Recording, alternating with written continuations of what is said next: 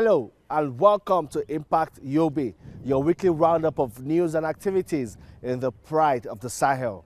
My name is Femi Akonde. Thank you for joining us.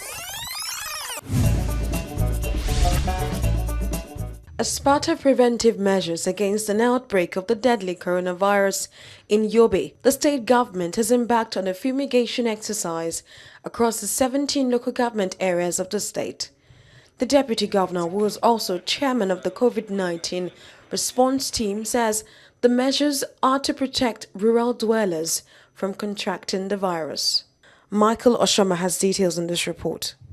Yobe State is among states that has not recorded a positive case of coronavirus since its outbreak across the country. That notwithstanding, the state government has moved quick to adopt preventive measures to ensure it is kept out of the state. Protecting the lives of citizens is paramount to Governor Mai Malabuni, and this is why he has ordered a fumigation exercise across the 17 local government councils. The exercise is flagged off at the state secretariat by the deputy governor. And ensure the COVID-19 committee ensure total compliance for self-distancing, self-hygiene. These are the major cardinal points that can get from the COVID-19.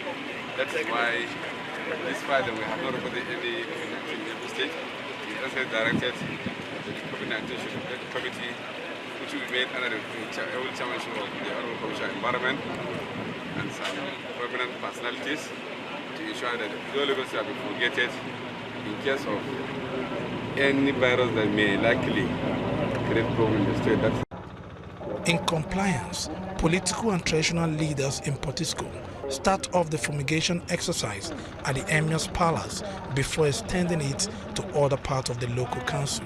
We do hope that wherever this exercise is taking place, people are advised to stay at home for at least 30 to 40 minutes in order to avoid the effects of the chlorine that is going to be spread in the town.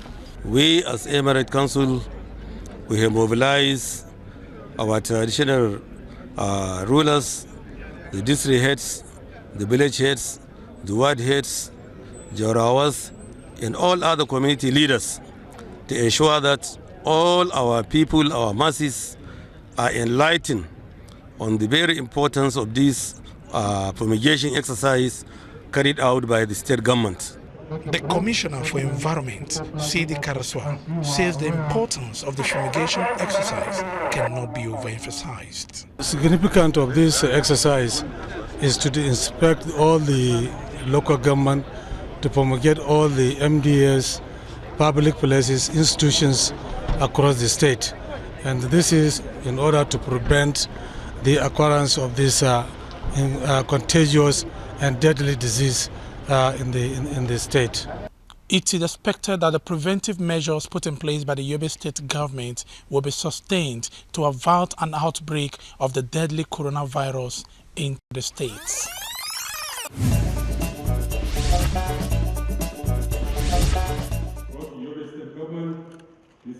Officials of the Victims Support Fund have donated COVID-19 relief material to Yobe state government for onward distribution to the less privileged and internally displaced persons across the state.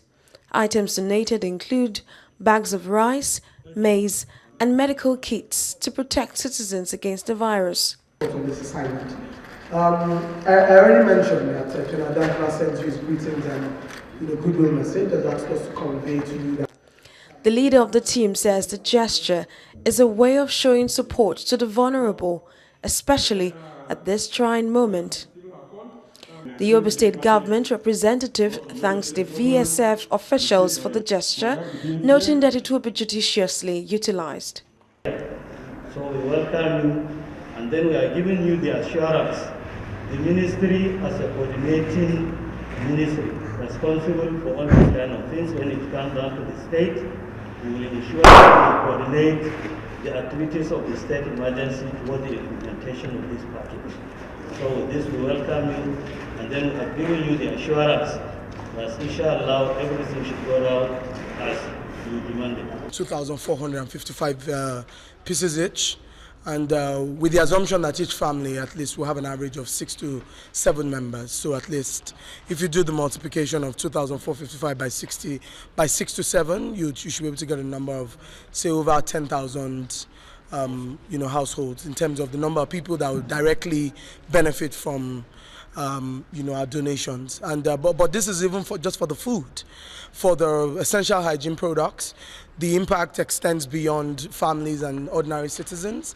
It's going to touch on the lives of our healthcare workers in Yobe State. It's going to touch on the lives of the people who work in the primary healthcare centers within the local governments of the state. Perhaps even touch on even the civil servants, because the alcohol-based hand sanitizers are supposed to be meant to be put in public spaces so that the people that work in the government offices can constantly use them. So we're donating them in 100 meals, 250 meals and 500 meals.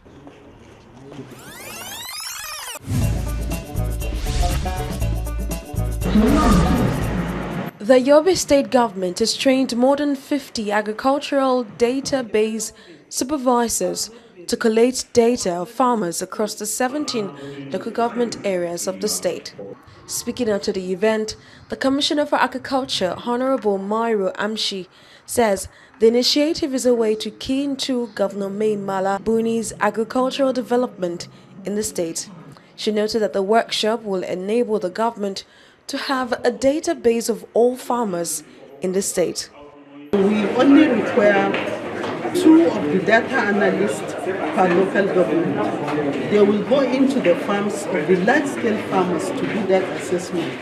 Those that have integrated farm, that is having the livestock, crop, fishery, they will all consider them.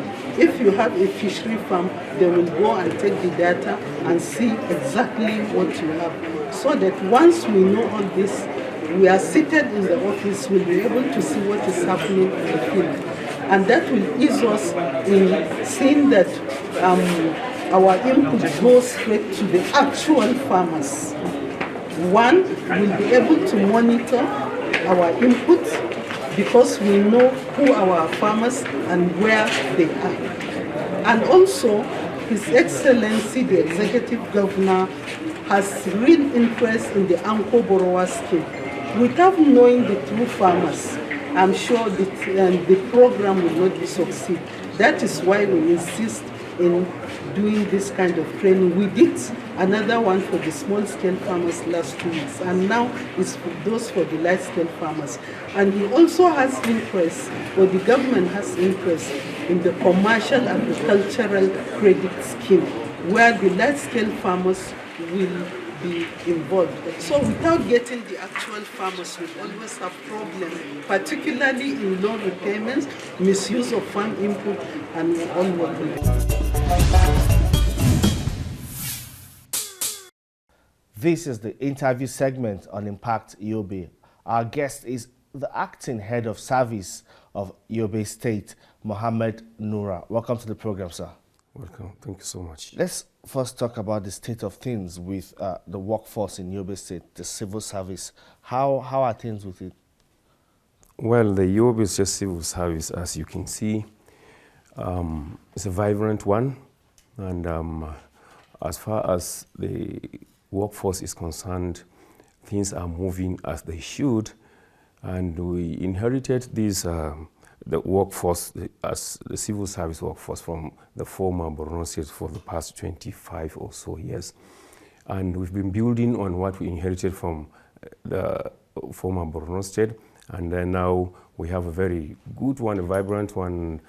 I think we have a very good civil service workforce now. Okay, there are issues with civil service in some states. When we talk about payment of salaries, this has become an issue that even at the time the government had to give bailout, and yet some states still could not meet up. What is the situation in Yobe State? Well, Yobe is not one of those states that have been having problems with the payment of civil servants' salaries. As it is now, the government of Yobe State has been able to pay the new minimum wage of 30,000 naira beginning from January this year. We have these a very encouraging effort from the state government to boost the morale of civil servants. So the issue of payment of salary, we pay it in this state as early as 25th of each month. And that is how we handle issues of salaries in Yobe State. Okay. How about, you said boosting morale of civil servants. In what ways, what are those things put in place to ensure that their morale is boosted in terms of incentives? Yeah, we have some of these things include, in addition to the prompt payment of salaries, which so many states have not been able to do so, we also have this payment of furniture loan to civil servants. We select some categories of staff from grade level 01 to 16 and pay them according to their grade level, a kind of loan for you to either do something in your house in terms of furniture. And so this is one of them, in addition to the payment of salary. And then the government of the day has been able to pump in a lot of money in areas of renovation of offices and provision of furniture.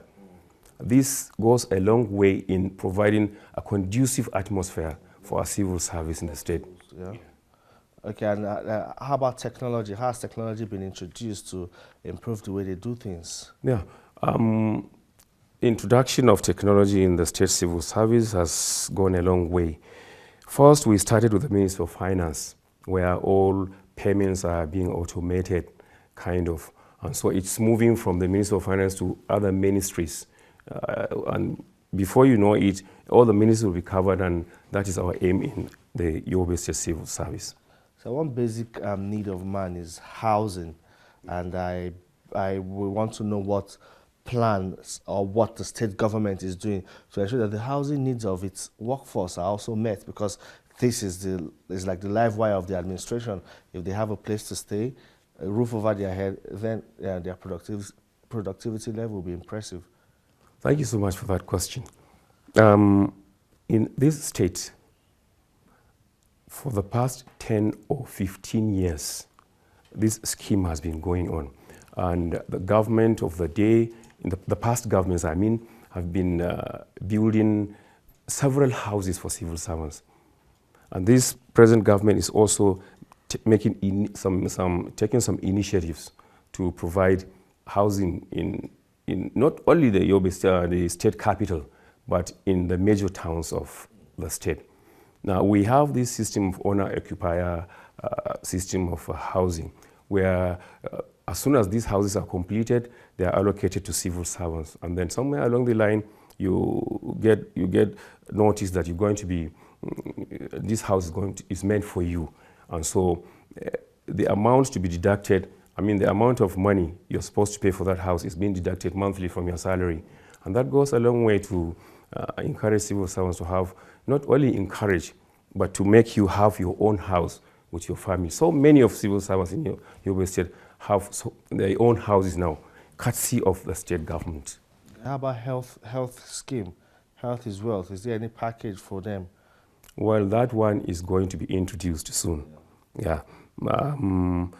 As it is now, we have this system of you going to the hospital, getting treatment for women and children below the age of 10, free of charge. This concerns not just the civil servants, it affects all citizens of the state. And so maybe with time we're going to introduce this insurance scheme on health for our civil servants. This is in the pipeline anyway. Yes, we have to train and retrain to improve capacity. What's being done to ensure that, yes, the civil servants are upgraded to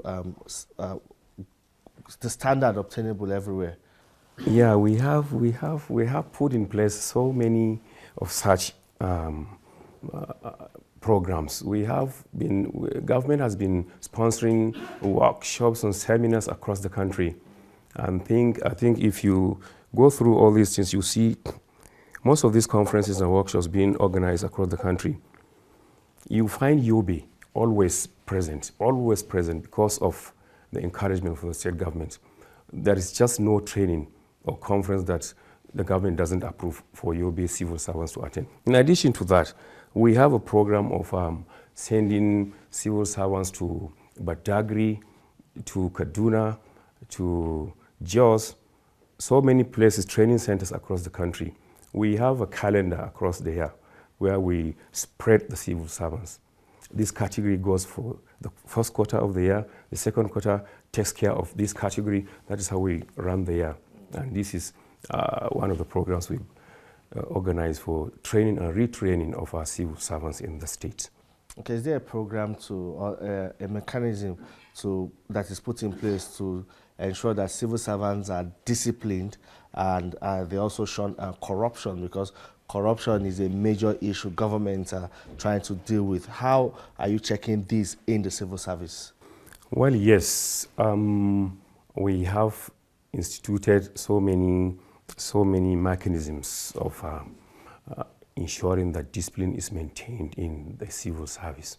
One of which is a committee that has been set up to go through all issues of misbehavior by civil servants. As soon as this happens from any of the MDAs, ministries, departments, anywhere, the authorities there report to this committee where actions are taken accordingly.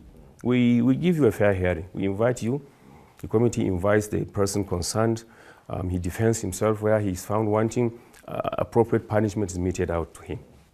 Okay, we just talked about development. That is improving the capacity of civil servants. How about growth in terms of promotions and all of that? How has it been? That is also being taken care of in Yobe State. Just recently, about 2 weeks or so, we had this program. We conducted a civil service examinations for promotions from level 1 to 16 in 3 centers across the state, where civil servants are tested in writing, and if you are found to be suitable for promotion, you get promoted. And then remember, when you sit for that examination, it's not automatic you're going to. So promotion in Yobe State is not automatic. You have to earn it. It's not just for grabs. You have to earn it. And so that is how we intend to make the civil service in Yobe State grow. One of such, which is just like I mentioned, the civil service examinations, and then the training and retraining. That is how growth comes in to the Yobe State civil service. Then let's talk about results. After putting in all of this, do you get that kind of feedback from the civil servant? Do you see that, yes, the efforts put in place are not are yielding results? What kind of feeling do you get? Of course, we are satisfied with the conduct and the outcome of the efforts being put in by civil servants. We have a vibrant one here where everything works accordingly. Well, yeah, we're satisfied with the performance of civil servants in the state. What would you say is that overall vision that the state government has for civil service, the civil service, that's the workforce in Yobe State? Well, the Yobe civil service has this vision of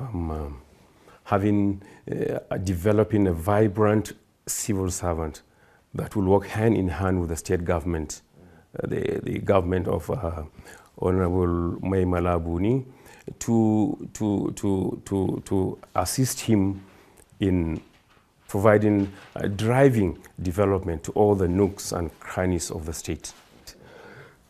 And then in addition to maybe passing the exams, not just passing, if you pass the exam, it's not automatic that you get promoted. Your names come to an established board of, is a kind of committee made up of seasoned civil servants, mostly permanent secretaries. You get shortlisted, you have your brief, then these briefs are presented at the committee level, where these things are scrutinized. And then if we have issues of discipline or corruption against any of them, we go through all these things and determine whether or not you are due for promotion. Mm-hmm. Like, how has life been made easy for retirees, people that have worked hard in serving the state, that's in terms of getting their pensions and gratuity? That is one aspect of the problems of finances. The state government is doing very much in this regard, and very soon As for local government staff, it's prompt and it's going on now. As for the state civil servants, plans are underway to make a very large payment of these pensions and gratuity. And then we have these, because of the current situation in the country, the financial situation, we find it difficult to pay everybody everything. And so it has to be gradual. It has to be gradual. And then the state government is making efforts to phase out all these things gradually by maybe making some payments at the end of each month, so that by the end of at least 6 or 7 to 10 months, all this backlog would have been settled. How do you fill in the gaps when people retire and you need people to move up the ladder to fill in those gaps, and also fresh intake, fresh people injected into the civil service? What's that plan like? Like I said, it's just natural. We don't allow for vacuums in the state civil service. We have a system of replacing those who either go out for maybe as a result of retirement, death, or some people get better offers elsewhere and leave the state civil service. And so if you don't make arrangements for filling in these gaps, you run into trouble. And so we have an automatic system. Sometimes we go into employment. We have so many applications waiting to be attended to. And so from time to time, we get into these files and employ some people to fill in these gaps. And then some gaps are being filled in by promotions. For example, some permanent secretaries or some grade level 16 directors retire. As they retire, we have some people moving up. A level 15 officer may be waiting in the wings to get his 16. Yeah. And so this retirement of a director on grade level 16 has created room for him to move up to fill in the vacancy created by that director. That's how we do it. Well, our conversation has been with the acting head of service in Yobe State, Mohammed Nura, telling us about the vibrant workforce here in Yobe State. Thank you very much for your time on the program, sir. Thank you so much. You're welcome. Thank you very much. Thank you.